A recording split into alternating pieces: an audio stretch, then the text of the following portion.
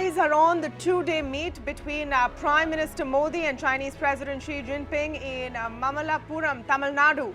It's the second informal meeting between the two leaders after the Wuhan summit 2 years ago. So why is this exciting? Now, apart from the fact that these are two of the most populous and powerful Asian countries, that's India and China, that don't always get along, there are two big things to watch out for: trade and Kashmir. So India has a $57 billion trade deficit with China, and we are very keen to close that gap.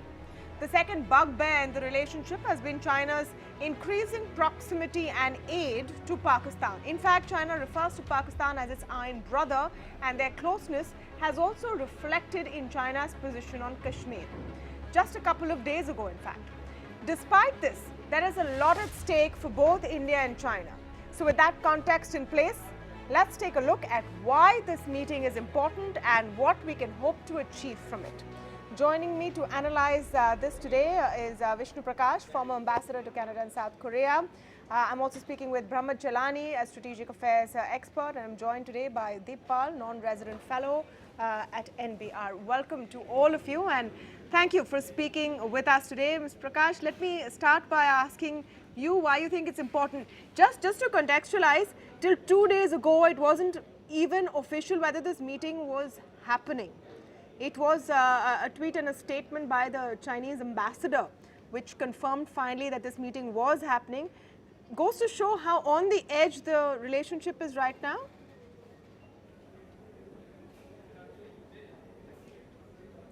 Well, Tamanna, it's a difficult relationship. There is no doubt about it. And it will remain a difficult relationship for the foreseeable future, for the simple reason that China would like to cut India to size if they can. And there are a lot of core issues on which there has been no give on part of China at all. In fact, they have hardened their position. We can discuss it later. Now, having said that, our challenge is basically to make sure that the difficult relationship does not turn into an antagonistic or inimical relationship.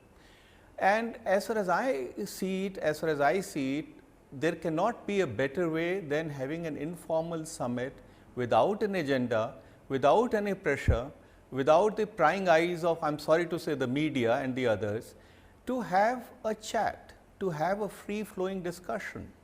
And if you ask me what would it lead to, it will basically lead to lowering of temperatures, it will hopefully lead to a better understanding. But coming back to your very valid question, the issues will remain. China will continue to prop up Pakistan, China will oppose India wherever China can. Yeah. We will have the trade issues. It's at the boundary issue, we have had 22 rounds of special representative talks. But we have made no headway, and I don't see that happening in a hurry. But we have to keep the dialogue going, and that is the most important thing as far as I can see it. A small, counter to the media point, Ambassador Prakash, and do allow me. Sometimes a lot of this is done for the media. You want the people to know that the two sides are talking, and look at all the lovely pictures we're showing you on the screen of people with Xi Jinping masks waiting to welcome him. So the media is very much part of the jamboree. What we're hoping to do is go beyond just the pictures and try to understand why this is important. Let me come to you, Mr. Brahma Chelani, on that point. Particularly difficult in this phase. So in that sense, should we look at it as a positive that the two sides are even talking right now? Like I mentioned a little while earlier, we weren't sure if there was going to be an official announcement till about 2 days ago. Official announcement on President Xi's visit took place barely 48 hours before his departure for Chennai.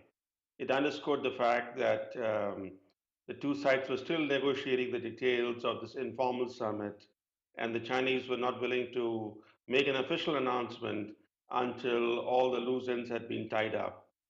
But I think the important thing that we should note is that for both China and India, engagement is seen as a better option than no engagement. The relationship between China and India is not a very friendly relationship. These are two adversaries in a way. And yet, in today's international relations context, both Beijing and New Delhi see engagement as providing a better foreign policy option than no engagement. So, like Wuhan, Mamallapuram is an attempt to ensure that this relationship does not become unhinged. It's already under strain. We should have no doubt about it. The relationship is under strain. India and China have a number of issues to sort out, including the border issue, as well as China's attempt to contain India. The containment policy is very much at the heart of India's concerns vis-a-vis China, because at the moment, China has its cake and eats it too.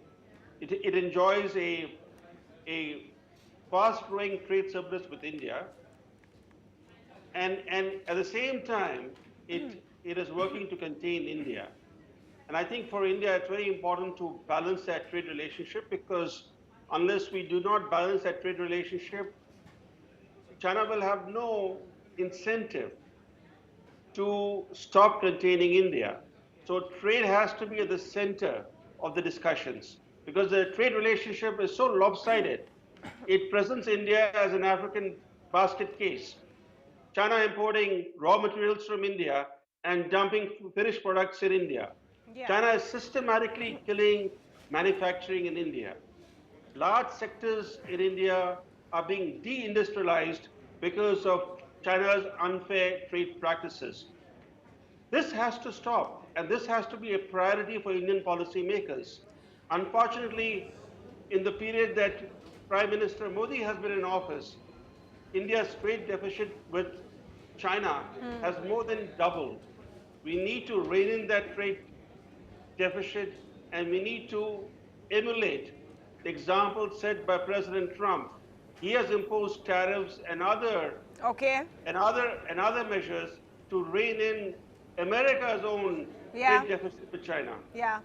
No, that's anyway an important backdrop for the conversation China and India will be having. I see Ambassador Prakash wants to respond, but allow me to go to Deepal first. Since we've pivoted to the trade issue and we've identified that as one of the two major blocks, and I'll come to RCEP in a little while, Deep. But let me start with that trade issue. Brahma Chalani says that the trade deficit has increased. He's absolutely right. It's not for lack of trying. Clearly, India has not found a way to reduce that gap. Do you think anything significant can come out of this particular meeting, or is there any significant sort of roadmap we can identify on the trade deficit issue? Right, Tamanna, thank you for having me. It's great to be here. So, as far as the trade issue is concerned, this is not something new. This is something that has gone on for a while, and this is something that both sides obviously have been talking, right? And at the high Jinping and Prime Minister Modi meet, they are possibly not going to rediscover the wheel. They are not going to start talking about a new process. But when you say that this is something that has not moved forward, there are ways of doing that, right? And we will talk about RCEP, as you said, later. But even otherwise, for example, since the Pakistan conversation keeps coming up, Pakistan can export over 300 items to China without a tariff on them, right? So this is possibly something that the Indian side might bring up and say that, give us market access. There are various ways of ensuring that Indian goods find market access. Can this be one of them? This is possibly one way of looking at it, right? Over the last few years, there has been various kind of Chinese investment in India, right? There has been R&D facilities and mobile phones that have come in India. There are other kinds of goods that are being manufactured by Chinese companies in India. So basically, the conversation has to be about finding a particular way in which this deficit works out to be a win-win for both sides. Ambassador Prakash, if you would like to respond to the point that Brahma Chalani made, we need to start talking tariffs. I mean, it's not often that anyone wants to emulate what Donald Trump is doing, but this is, in the context of that yawning deficit, what are we doing about it? Yes. Well, Brahma Chalani is absolutely right. The huge trade deficit, which is becoming bigger, is politically unsustainable, Having said that, I have a slightly different take on that, and that is that we have, let's be frank, we have structural issues. We do not have exportable goods, manufactured goods. And if we have them, we have very few of them. And so basically we are exporting the raw materials and we are importing finished products. So there is bound to be a trade deficit. Second, the problem is of the non-tariff barriers that China refuses to lower, and that is one issue not just with India but with everybody. Third, Tamanna, this fact also remains that Indian economy is growing, the buying demand is growing, and when there is a demand for goods and services, either you produce them in India or you import. There is no third way that I know about. So that is something that we have to reckon with. So the tariffs are a last resort because we will have to import it from somewhere else. But one way in which we can move forward is to encourage China to have manufacturing facilities in India, so that what we import from China can be produced here to an extent possible, and possibly we can also export from here to third countries. So in my view, that is something which is feasible, but we need to play that game for the long term. We need to remain on that course, because China is not going to relent in a hurry. We have seen that with the US, we have seen that with India. But this is an issue, and somehow I feel that of all the issues between India and China, this is one issue where there could be some satisfaction if we press ahead and China is in a mood to play ball with India. Okay, that phrasing is interesting. If China is in the mood to play ball with India, I just want to get a quick word, Deep, from you on Hawaii. Now they want 5G trials, and it's being believed that that's sort of a precondition. And this will be spoken about during the meet. We have allowed participation of Hawaii in the India Mobile Congress. Doesn't mean that we'll allow trials. Do you think that that's going to be sort of one place where there can be give and take? And then what do we get out of it? Right. So, Tamanna, that's actually a very interesting development, right? That is something that happened a few hours before Xi Jinping coming here, that Huawei has been cleared for their demos in Indian Mobile Congress. And there has also been a very clear signal from the government that this does not mean that they will be cleared for trials, which is a different issue and that will be looked at differently. Now, obviously, the entire 5G and Huawei is an issue that China has been cornered on in other parts of the world. So this is something that I see very significantly, most definitely coming up in the conversation. Now, as far as India is concerned, while China would want them, China would want India to allow Huawei to come with its 5G technology to India and allow India as a market. India, on the other hand, has been very clear about making a separation between the kind of technologies, Chinese technologies, or Chinese or influx of Chinese companies and Chinese technologies into the civilian sphere, whereas the strategic sphere, government installations and such, have been kept free of Chinese technology and Chinese manufacturers. Yeah. Now, can you do that with 5G? Can you do that with Huawei? That is something that is difficult to do and difficult to answer right now. But most definitely, this is something that both for political as well as economic reasons is something that China might want to bring up. And India there will have leeway in discussing other ways in which they can ask for market access for some consideration on this score.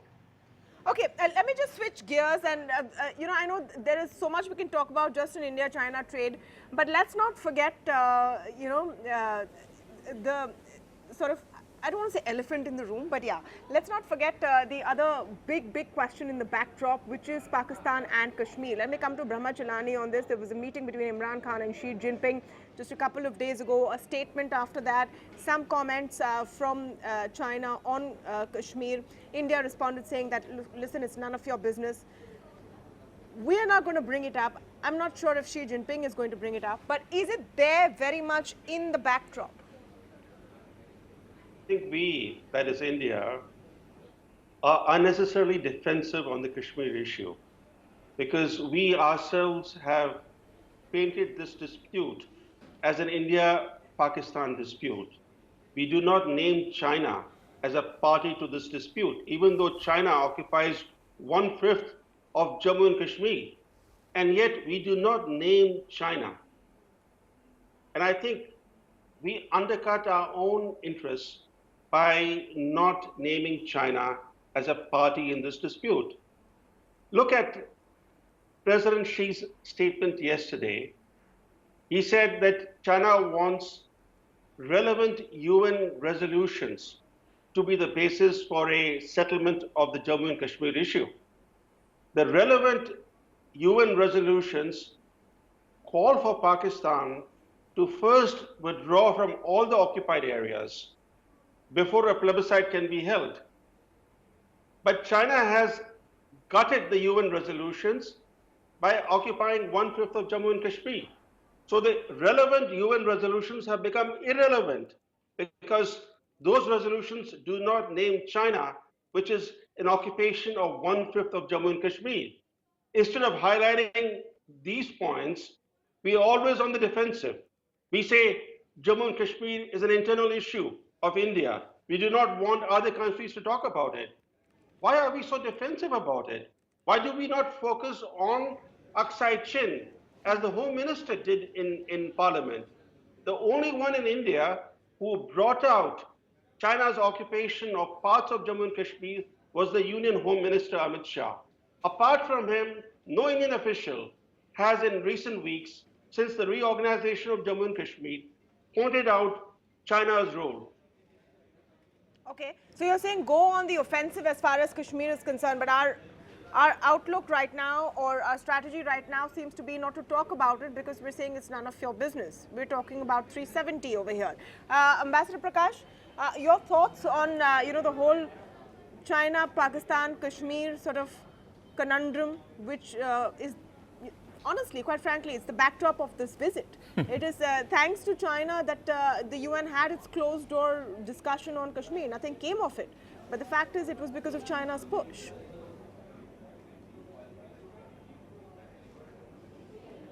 There is no doubt about it, Tamanna. China will fish in troubled waters. China will, they led the charge on behalf of Pakistan. Also, it is not accidental that Imran Khan and his boss, General Bajwa, are in Beijing now. Now, even if Pakistan wanted to be there, China invited them. So, it takes two to tango. So, the messaging is very, very clear. And they are going back and forth on the Kashmir issue. Well, it's no longer an issue. But on the question of the Indian state of Jammu and Kashmir, they have been saying different things at different places. But yes, they have been talking about, as Brahma Chalani mentioned, that the issues or the resolutions which are no longer valid. So they are out to create trouble. They have tried their best and they have not succeeded, and I don't think that they will succeed.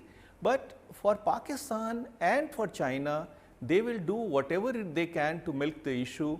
And the best part, and there again there is very respectfully, there is a slight divergence that I have with Brahma Chalani, is that we have been trying very hard to bring out the facts. But the Western world, the Western media do not want to listen to that because they love a crisis. They are blind to certain facts and they love fishing in troubled waters. So, not that we have not tried to or we will not try to, but the Pakistani version is found more interesting because that opens up possibilities for many countries to say, look guys, you little brown guys in South Asia, let us tell you what to do. So, that is a challenge, but I think we are handling it very well. The very fact that there has been no violence, and that is what making Pakistanis calm, because they want violence. So, I think we are doing it well, but we are very clear that, or we should know that China is not going to relent. Okay, China is not going to relent. So, there is a hard line there. We are possibly hoping for a lot more on the trade deficit matter than will be delivered. So, then let me come to the question that I started with. And let me come to Deepal on it. What can we honestly expect from these 2 days, apart from some very nice pictures, but what can we truly expect to come out of it? Right, Tamanna, so that kind of goes back to what you started the show with, right? This entire issue of whether or not this meeting will happen is something that became clear only in the last 48 hours. Now, if you historically look at the India-China relationship, the after the 1962 war, the relationship kind of came together after a visit from Rajiv Gandhi in 1988, which continued for about 30 years, and that particular modus vivendi began to become obsolete after these 30 years. So basically what we see Xi Jinping doing and Narendra Modi doing right now is figuring out a new form of this relationship. Now, we saw China having issues with 370, bringing it up, and India objecting to that. We also saw China objecting to India's exercises in Arunachal Pradesh, Him Vijay, a couple of days ago. Now, despite all of these things, despite the fact that the meeting could not be announced more than 48 hours before, right? All of this shows that there were these issues which were coming in the way. But what is very significant is, despite all of this, both sides wanted to meet. That is what one must take away from the fact that this meeting is happening. And when meetings like these happen at the highest level, they help create a relationship. Now, India and China are going to be neighbors for all times. They are also going to have, for a considerable period of time, as Ambassador Prakash and Mr. Chilani were bringing up, they are going to have issues that will need resolution, and that will take a long, long time. Now, these meetings, what they do is possibly create modalities in which the progress may be made in these issues. Won't happen in a day, won't happen in possibly a few months, but hopefully over time. It's important to talk, and it's also important to realize that despite the many differences, I think, I agree with you there. The big takeaway is that both sides realize that they need to talk and engage. These two superpowers of the future aren't going anywhere. They're neighbors, they have huge populations between them. We need to start looking at a way forward. Thank you so much to all of you for joining us on what we hope is sort of a primer for what to expect in the next couple of days. We'll obviously be keeping an eye on how it all pans through tomorrow. So we'll see you back here on the India Development Debate for that. Thank you for joining us. Good night.